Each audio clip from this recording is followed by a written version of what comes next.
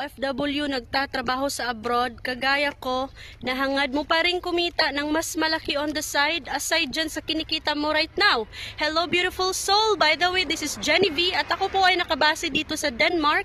And today, isi-share ko po sa inyo na despite po sa aking full-time job, paano po ako kumita sa pagbi-business through online. Yes po, tama yung narinig mo, negosyo po. At alam naman natin, walang kumikita sa negosyo na libre. And of course, kailangan talaga masipag tayo. And given na tayo ay OFW, tayo ay nagtatrabaho sa abroad, nakipagsapalaran sa ibang bansa, ibig sabihin ikaw ay risk taker at ikaw ay masipag at ikaw ay matapang. Kaya beautiful soul, alam ko na meron ka pang mas ibubuga dyan sa buhay mo.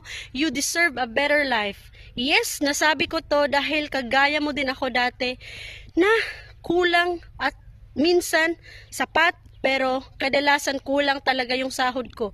Yes, malaki naman ang sahod natin sa abroad pero malaki din naman ang pangangailangan natin. Lalo na tayo ay nakatira dito. Expenses pa lang, ang taas ng inflation.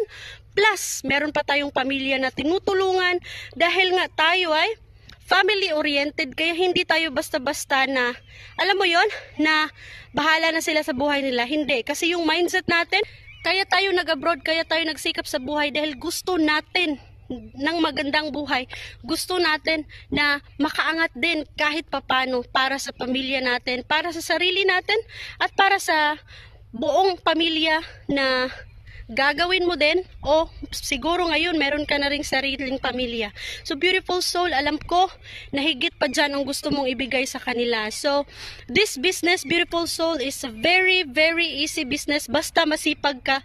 Kasi nga from high to goodbye, scripted lahat, copy paste system ito, kaya madali lang gawin. Kaya beautiful soul, kung gusto mong kumita ng 6 figures din o mas malaki pa buwan-buwan dyan sa sinasahod mo, alam mo yung feeling na aside sa may sahod ka dahil nagtatrabaho ka sa abroad, meron ka ding income on the side na mas malaki dahil nga ginagawa mo yung online business mo.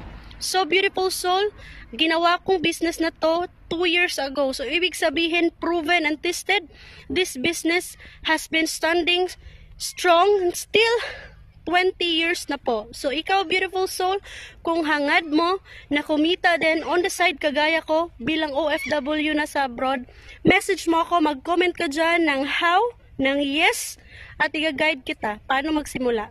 See you beautiful soul!